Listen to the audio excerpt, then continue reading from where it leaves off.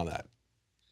Well, I think that they're mistaken about that, in Okay. the sense that the hazmat suits with the positive pressure are meant to prevent you from becoming infected. They're meant to keep things from the outer world from getting to you. If you're already infected and you put yourself under positive pressure, you would simply be pushing the virus out into the surrounding area. Oh, So okay. I can understand why they didn't provide a positive pressure, but they did provide a fully contained hazmat suit for his brief transportation between the vehicle and the containment facility of whatever degree it might happen to be. So I would actually agree with that. My concern is, why bring him to a very populated place in the first place? Yes. I simply don't understand what the compelling reason for doing that. There may be one. I simply am not aware of what that might be. It seems like it would be far easier to send the treatment to them. Now, I did see some information that he did receive, of course, the ZMapp vaccine in country. Perhaps do you believe that he was brought here after he had responded favorably to that, where they believe that he was not as contagious, perhaps, or in later stages of recovery? Do you know anything about that? I don't have any information about that. I'm just delighted that he recovered. Yes. And that the ZMapp technology worked as advertised, because it was apparently the first time that it had ever been used in humans. It had been obviously used in non-human primates before with success. So I'm delighted that there is a technology out there for this disease. I just think that there may be some potential limitations to its ultimate use. Because it is a biological, requires a lot of steps, a tremendous amount of purification, and other things, which, although they have become increasingly routine, you wouldn't think that a vaccine of this nature would ever be considered anything like being routine. Yes. Now, we're almost out of time. We've got a couple of minutes left. Now, I wanted to get on to your treatment and kind of compare it to the ZMapp treatment. The ZMapp treatment, as I read about how it works, concerns me on a number of levels. First, they give the disease to some mice. Then as they develop antibodies, they genetically modify those. Then they put them in a genetically modified tobacco plant to grow them. Then they take the plantibodies that come out of that GMO tobacco and inject that into people. In a sense, basically already having the antibodies created so that you don't have to create them in your own body. So instead of injecting you with a weakened or dead form of the disease, they directly inject what they call plantibodies. And you had some spectacular results, as you point out in your email. Tell us what happened as you were working with the Army at Fort Detrick. You were doing tests there, and they were seeing the results, and yet, as this outbreak was happening in Africa, basically it went silent. Is that correct? That's correct. I think that, the results that we had were in tissue culture. We had not yet advanced to animal studies, although the drug has been used by the company that we acquired this technology from. They had actually had some experience in both horses and man in the use of this drug for different indications. So the drug has been tried, but in uncontrolled trials, which would have to be considered anecdotal by any scientific perspective. But at least the data is there. There was some experience. And the fact is that when we provided this with the Army, they tested it against a number of different viruses from a number of different viral families. And the results were spectacular. With increasing dose, we were approaching 100% kill in Ebola, with 100% kill of Marburg virus, Rift Valley fever, Venezuelan equine encephalitis. And we've seen in other treatments, in other disease indications at other research facilities, its effectiveness against a number of different viral targets. We're out of time, Dr. Davis. I certainly hope that your research continues, because I'm very concerned about the complexity, the mechanisms, and the possible adverse side effects of this GMO vaccine, ZMapp, and whether it might be mandated for the general population. Thank you so much for joining us, and thank you for your research. Thank you, David. Appreciate it very much. Thank you. Bye-bye. Well, of course, my concern is that these people are being brought back, our protocols are being violated, because they want to create a PR campaign of panic and then show them as being cured, so they can then roll out a massive mandatory campaign of vaccinations using these kinds of genetically modified vaccines. We know that it's cured this one doctor and also the assistant that was with him, who was brought back, Dr. Brantley. But what are the long-term consequences of this, and what are they going to add to it once they start mass producing it like they do other vaccines. Well, stay with us because we're going to continue to cover this as it develops. And if you're a Prison Planet TV subscriber, we'll keep you updated. It's something that you can share with up to 11 other people simultaneously. It helps to support our operation here. And you can also share with those people all the documentaries of Alex Jones. Well, that's it for tonight. We'll be back tomorrow at 7 Central, 8 p.m. Eastern. I began to get into iodine a few years ago because it was helping me and my family so much get healthy and detoxify. I believe our research is conclusive. This is the best iodine out there. And I know this for a fact. Nobody else has got iodine based on these pure crystals, ladies and gentlemen. For a limited time, experience the ancient power of Survival Shield X2. Take advantage of this unprecedented 30% off Super Detox Special at InfoWarsLife.com.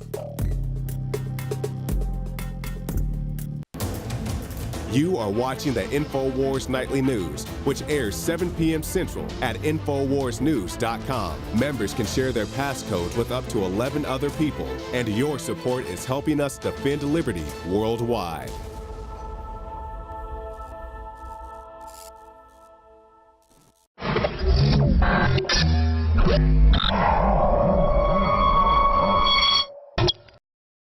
It was about 6.5 years ago, Obama was president-elect, and I sat in here in this very green room at Cap City Comedy Club, Joe.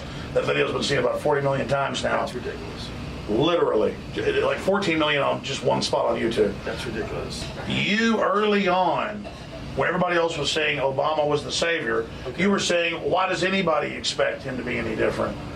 And it was like right when he was president-elect or right when he got out of office. It's pretty obvious that there's some gigantic financial institutions that have been pulling the strings of politicians in this country for a long time. And just the fact that we have it set up where they can donate millions of dollars to these guys' funds, these guys' campaigns. I mean, how do we not expect it all to go bad?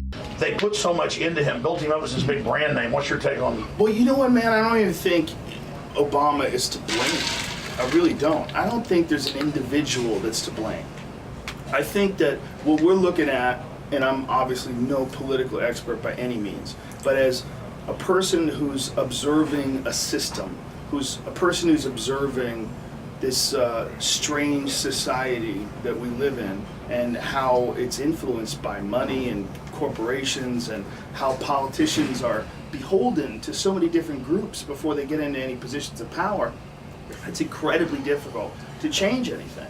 And it's not like this statement about Obama as a president or Obama as a person. It's more that the system is so intertangled, it's so intertwined with political interest groups and with lobbyists and with corporations having mad control over the political system, over who gets represented, which party, who represents which party. The people that have the most money historically have done the best. I mean, it's like a big, crazy money grab. And then these people get into these positions of power, and I don't think they have nearly as much control as we like to think they do. And I think he gets into this position of power, and I think it's probably just a melee in there.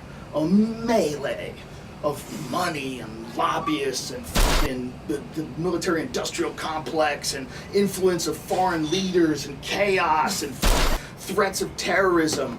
Jesus Christ. I mean, could you imagine that guy's job? It's an impossible job. It's an impossible job for any person, for any one person to try to turn this crazy ship around. So I didn't have any faith in his ability to do it, but I bet nobody can do that job. I think that job is almost impossible. It's almost impossible to be some person who's going to make everybody happy and who's also going to make all the people that got you into power happy, and then make the culture happy. Well, that's a true story. What's in the movie Nixon with Oliver Stone that he produced, where Nixon goes out to the memorial at night, and then all the anti-war folks come up to him, and all the anti-Nixon people. He goes, "Look, it's a big beast, a big machine. I can't stop it." Yeah. I think that's I mean, I think the beast that Nixon faced was probably still way too big for anybody to handle. But I think that the beast Obama faces is far bigger.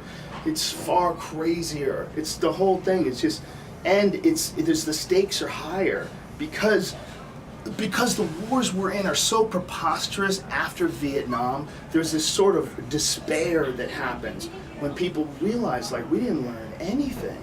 Like, we didn't learn anything. We're still involved in quagmires in other countries that cost massive, massive amounts of lives.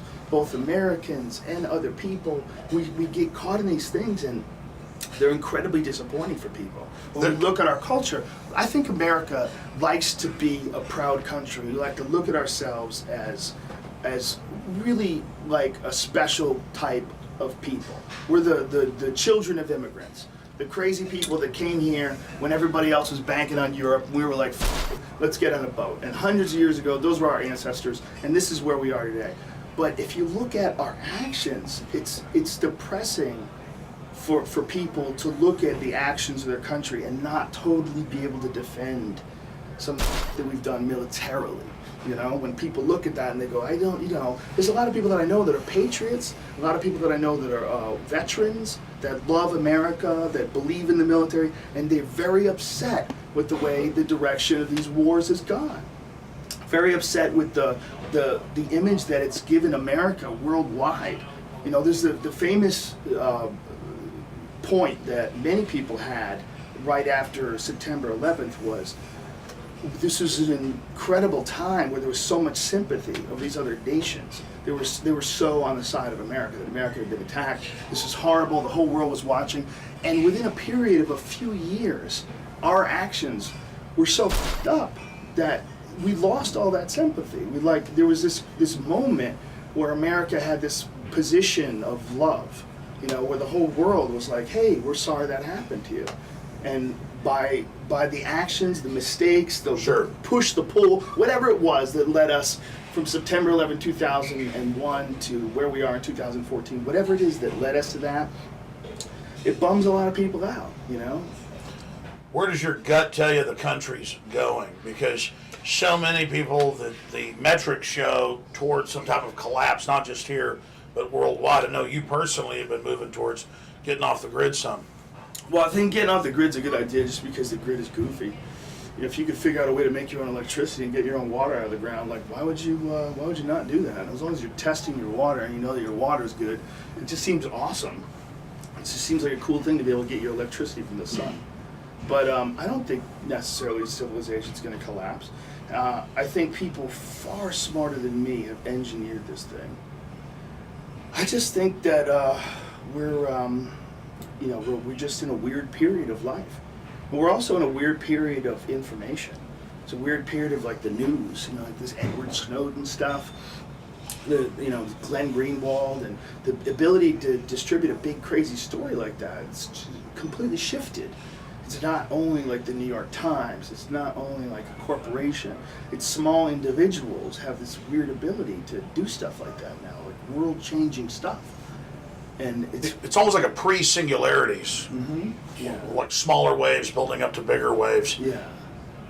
I mean, that's how I knew about the NSA and the hubs in the major buildings. And remember, like in 1999, I'd be telling you about that stuff and how they were listening to everything. Dude, you thought they were spying on everything way before anybody did. But I'm not tooting my horn. I wasn't psychic. Yeah, but it's not just that. It was in the documents. There's also... Who had the documents? You have the documents. One thing that I always tell everybody, like, the first video that I ever saw that made me go, what? They do that? That's real? Was your 911 Road to Tyranny documentary where you detailed what happened in the World Trade Organization. Oh, yeah. The WTO protests, we detailed how they used these guys to come in, these agent provocateurs. It was a peaceful protest. In order to make it non-peaceful, they have these guys come in with government-issue boots, ski masks, f everything up, smash things, and then they turn it into like a war zone. So then the cops get to move in and arrest everybody. They made the whole thing a no protest zone. These guys, they'll get holed up in some house somewhere, right? And then the government paid for their house. And then they negotiated them free.